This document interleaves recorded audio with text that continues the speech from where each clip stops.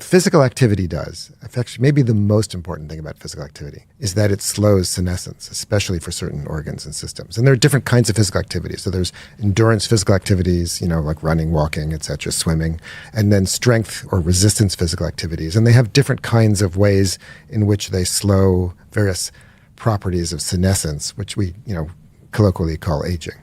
And all of them are important. And I think one of the things that's really interesting about humans, in fact, I think it may be the most important thing about this book, and you asked about myths earlier, the most important myth, I think, by far, is this idea that as you get older, it's normal to be less active. And that is just not true.